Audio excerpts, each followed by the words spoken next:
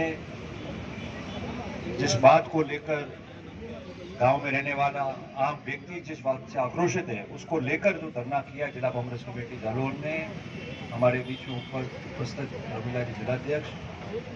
हमारे पिनमाल के साथी विधायक समरजीत सिंह जी, सुखराम जी, सरोज जी, हमारे सभी अग्रणी संगठन, महिला कांग्रेस, सेवा दल, NSUI, सबके जो है जिलाध्यक्ष और सभी उपस्थित कांग्रेस जन, आपको काफी बातें, सबको ध्यान भी है, यहाँ भी भाषण में बताई और सब लोगों को कंठस्थ है। और ज्यादातर लोग यहाँ जो बैठे हैं, कईयों ने देखा है नरेगा को, कईयों ने उसको अनुभव किया है और कईयों ने उसको चलाया भी है, जो सरपंच रहा है, जनप्रतिनिधि रहा है। और गांव में रहने वाले प्रत्येक व्यक्ति को ये ध्यान है कि नरेगा हुआ, मनरेगा हुआ, क्या उद्देश्य था यूपीए सरकार का, मनमोहन सिंह जी ने या यूपीए चेयरपर्सन सोनिया गांधी जी ने किस सोच से इसको शुरू किया था और इसका ध्येय क्या था। ये तो एक मनरेगा की बात है, आप पीछे उठा के देखो तो ऐसे कई मुद्दे हैं। उसका कारण एक होता है कि जब पार्लियामेंट चलती है, संसद चलता है, लोकसभा राज्यसभा चलती है और लंबी चलती है, उस समय सरकार को देश के वर्तमान स्थिति पे, वर्तमान हालात पे जब विपक्ष के लोग घेरते हैं और बात चलती है, तो उन सारे मुद्दों से भटकने के लिए जवाब नहीं दे पाए, तब आप देखो ऐसे बिल आते हैं वापस और उस पर चर्चा करो, ताकि 2-3 ऐसे बिल आ जाए और 2-4 दिन चर्चा में चले जाए और टाइम लंबा खींच जाए, तो वो जो संसद का समय है वो निकल जाएगा ऊपर होकर, और समय निकल जाएगा तो दूसरा मामला जो है, विपक्ष के नेता राहुल गांधी जी हो या जो विपक्ष में जितने भी हमारे साथी दल बैठे हैं, वो सारे मिलकर अगर उसको उठाएंगे तो इनको समय नहीं मिलेगा, लोगों को पता नहीं चलेगा और उस बात पे बहस नहीं करनी पड़ेगी, जवाब नहीं देना पड़ेगा, उससे छुटकारा प्राप्त हो जाएगा। इसलिए ये सारा काम जो है केंद्र की सरकार ने हाथ में लिया है और उसी में ये काम ले लिया। पहले मनरेगा, महात्मा गांधी जी जिस प्रदेश से देश के नेता थे, राष्ट्रपिता किसको कहा, आजादी के पूर्व, आजादी के बाद इस संसार में, इस देश में मनुष्य जीवन लेकर, उनमें एक महात्मा गांधी थे जिनको राष्ट्रपिता हमने कहा और राष्ट्र का पिता बताया। और राष्ट्रपिता के नाते इस देश में,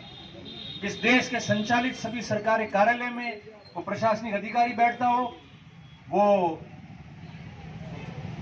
राजनेता मंत्री बैठता हो, देखो तो राष्ट्रपिता महात्मा गांधी जी की, भारत रत्न बाबा साहेब भीमराव अंबेडकर जी की, इनकी जो है तस्वीरें आपको स्थायी परमानेंट हर जगह मिलेगी। उसका एक संदेश था, क्योंकि संविधान जिसने बनाया उसको इस देश के प्रत्येक पीढ़ी ने सीखना, समझना, अनुभव करना, उसका लाभ लेना और उसके सहारे जीना और अपने अधिकारों को प्राप्त करना, और उस महापुरुष को प्रत्येक व्यक्ति याद करे और उनके आदर्शों पे, इस राष्ट्रपिता महात्मा गांधी जी के आदर्शों पे, बाबा साहेब भीमराव के अंबेडकर जी के आदर्शों पे ये देश और कानून और व्यवस्था और संचालन चलता रहे और जो लोग आवे उनको आदर्श मानकर, उनको देखकर पीढ़ी अनुभव लेता रहे। पर जो बैठे हैं देश में सारे, प्रधानमंत्री जी खुद गुजरात के मुख्यमंत्री रहे, वहां से उनकी जन्मभूमि, राष्ट्रपिता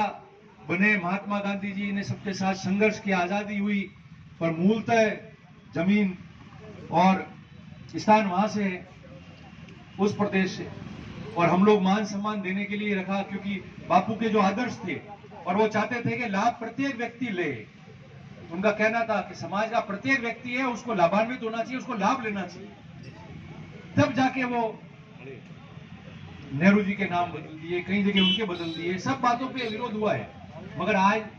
महात्मा गांधी जी की बात के नाम खत्म करके आपने रखा है, तो मैं समझता हूं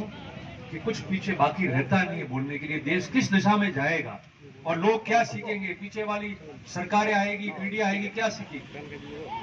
तो इसका प्रत्येक उस पर होता है। और मनरेगा लाया इसीलिए था,